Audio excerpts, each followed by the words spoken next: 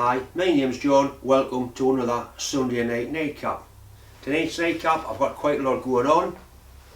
I've spent a bit of time working on Richard's Sentinel steam wagon. I've got a little video clip of that. I got a bit of work done on the rubber camera mount. That's coming on quite well. I actually shoot some film through the camera mount on the milling machine, and we'll see how that turns out. A friend of mine, Stan, the lad that does the embroidery work on my polo shirts, a friend of his had some gear he was getting shot of, some nice milling cutters in a beautiful R8 Clarkson milling cutter chuck. I'll show those later on. I put a video up this morning actually. I did a wheel bearing, put a wheel bearing into a hub for a lad, a little Citroen sack, so his car was broken, he was stuck, so I helped him out. I don't do much car work at home. I just can't be bothered with it, to tell you the truth. I get plenty of it at work. One thing I did do, I put a bead of weld around the bearing to shrink it to get it out of the hub, and I also machined the end of the bearing away to use the old bearing outer track to push in the new bearing. People are wondering how I managed to machine it. Well, I put it back in the lathe and I'll machine the other side, and I'll show you how I machine really hard material. It's a combination of horsepower and a good tool. The firebox of the Sentinel steam boiler is held into the boiler shell by 66 11/16 BSF nuts. Originally the nuts were made from mild steel. Here they're being replaced by stainless. The nuts are replaced one at a time so as not to disturb the gasket joint between the firebox and the boiler shell. The piece of rag hanging out of the boiler drain hole is just to wick out any water that's left in the bottom. This is just so I've got something nice and wet to kneel on.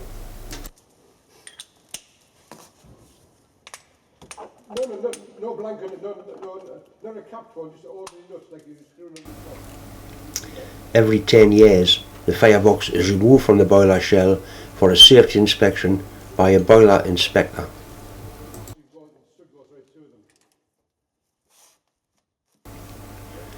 The boiler has a working pressure of 250 psi.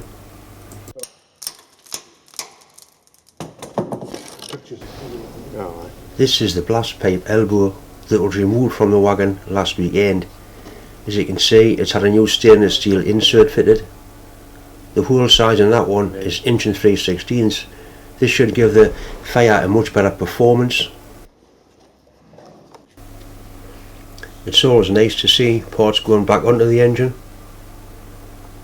This is a view down where the chimney would go. You can see the new blast nozzle in place.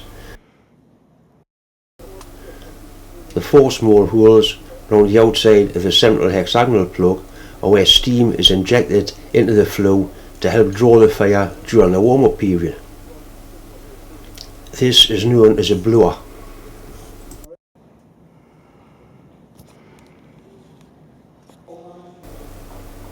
Here we can see part of the steam regulator.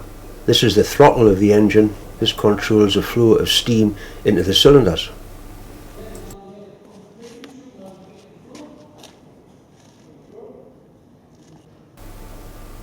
It's ready to be fastened into place. You can see the handmade gasket there and the stainless steel studs. Stainless steel studs are used with mild steel nuts. This is an excellent combination. This just doesn't seize up. These are the grates or fire bars from the engine. This is where the coal lies and burns. You can see how the slots are partially blocked up by what's termed clinker, which is a type of melted coal. This has the effect of reducing the airflow through the fire, causing poor steaming. It's similar to having a blocked air filter on an internal combustion engine. This is a view looking up from the base of the boiler where the fire will be.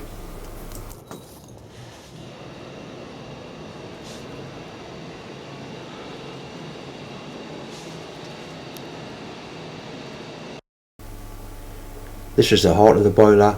These are water tubes. The hot gases go around the outside of the tubes, heating the water and circulating the water inside the boiler. These boilers are very efficient and can create vast amount of steam. The central pipe is actually the charge hole. That's where the coal is poured into the boiler, which lands on the fire grate and then burns. This is the box of milling cutters Stan's friend got for us. They've all been used, but they've all been sharpened. They've all been nicely sharpened as well. I need to make a holder for these ones.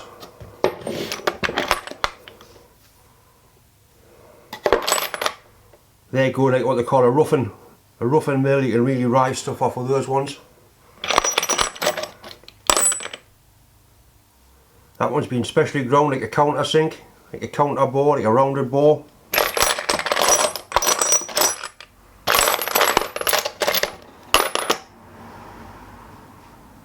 It's like a radius cutter there.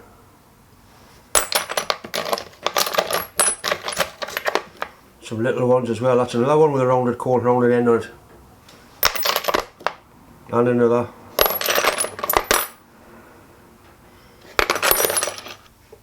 These will all be put to good use.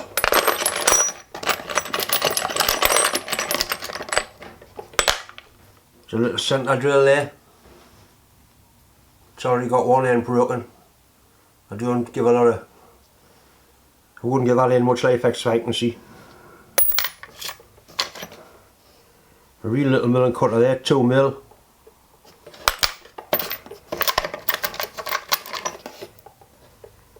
Yep, some nice little bits and pieces in there we'll be able to use.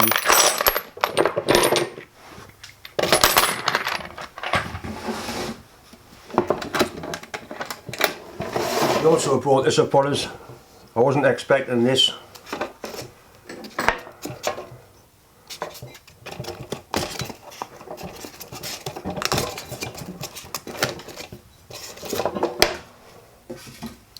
It's a Clarkson auto lock chuck, or it should go straight into my milling machine. I'll show you how these work because they're different to the sort of colour chuck I use. I generally use an AR32.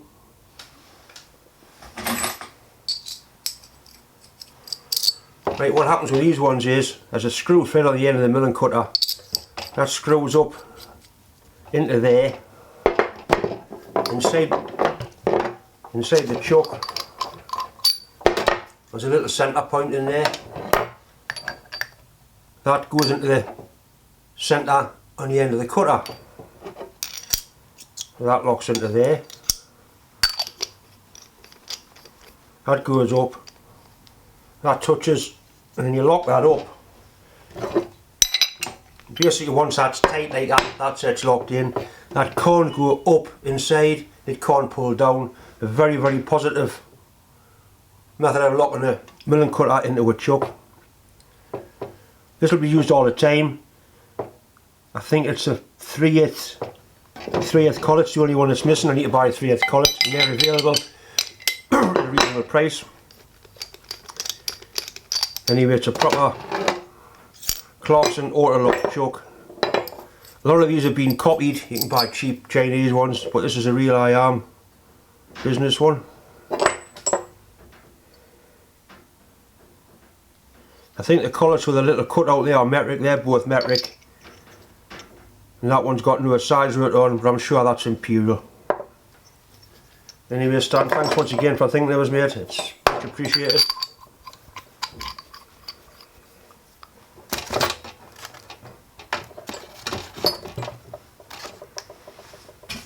Nice when it comes in the box and all the bits and pieces are still with it.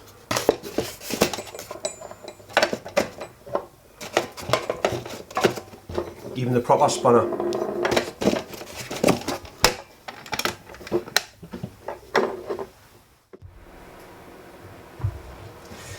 This is the camera I use in the shop for most of my video work. It's a little Panasonic high definition V510. I did modify it to put a wide angle lens on. I did some video a while ago, a Richard Strone Sentinel DG8 steam wagon, and I had the camera mounted on this mount. That was mounted on the rear window and the camera was pointing through the cab. I got some good video, but I had problems with vibration. Obviously a steam wagon has quite a lot of vibration.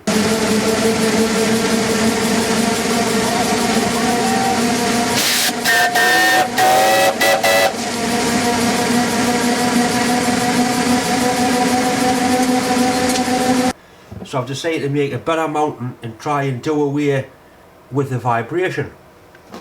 I'm still going to use a G-clamp. Take that off there. This camera's been fantastic really. It's been dropped, it's been sprayed with cutting fluid, it's been subjected numerous times to arc flash. It just keeps on working. A brilliant bit of kit. It's got hundreds of hours of use now. Anyway, back to the mount. I'm going to use a much bigger G-clamp. Weight doesn't really matter. The more weight actually the better, the less vibration you're going to get. So we've got a nice G-clamp. I want to carry on using this ball mount because it's universal. You can get any angle you want. It'll be similar to this except bigger. What I am going to do though is mount this rubber exhaust mounting between the camera ball mount and the tripod.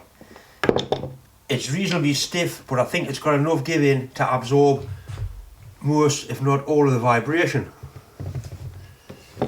One strange thing is with camera threads, all the threads are UNC. So that's 3/8 UNC. I'll have to make a 3/8 UNC bolt to go into there, probably with a wing nut on that end, so I can put it on, take it off quite easily. So we'll make that part first and then go from there, just sort of making it up as I go along, but it'll be on a similar line to that except much bigger. I did have an aluminium G-clamp but I can't find it, so I'm just going to use this cast steel one. Just a cheap G-clamp. Like I say, it is big but it doesn't really matter. I'm fastened onto a big steam wagon. A little bit more weight won't do any harm at all. I've got a 3/8 UNC tap there, and that is the thread that's in there, 3/8 UNC.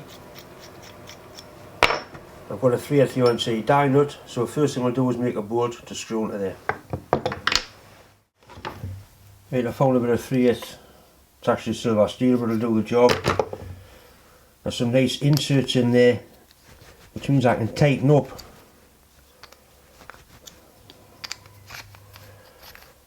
it'll tighten that up and it'll squash onto the insert. I think that's going to be plenty stiff enough to do the job, but also flexible enough to take out any vibration. This will be the first time I've used a 3-jaw chuck with the new jaws in.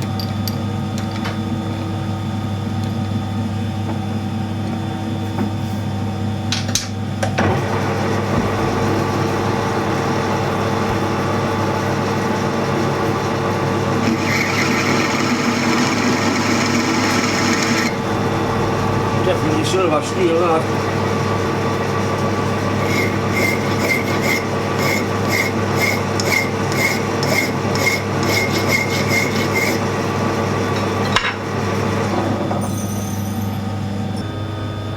Just use a lathe tailstock to keep the die square.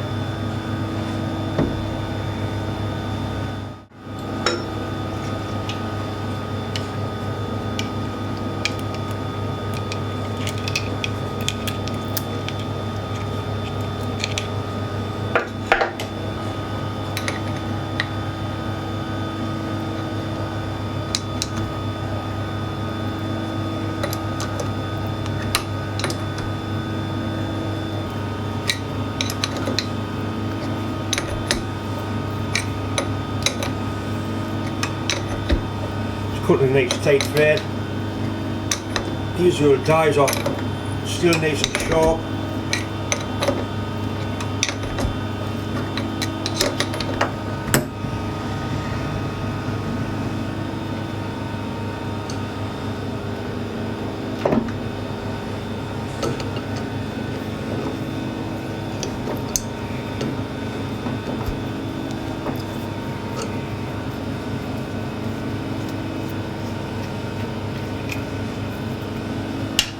Put a nice sharp thread on.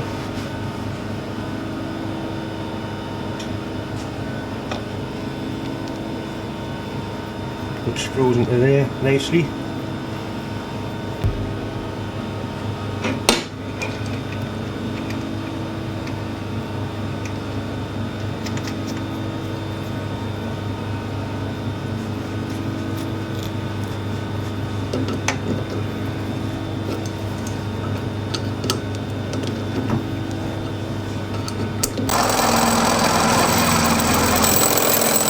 that.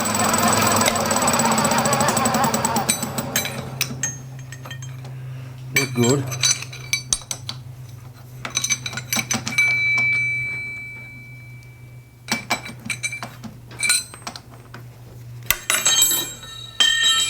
You boil your wooden head, your arsehole thing.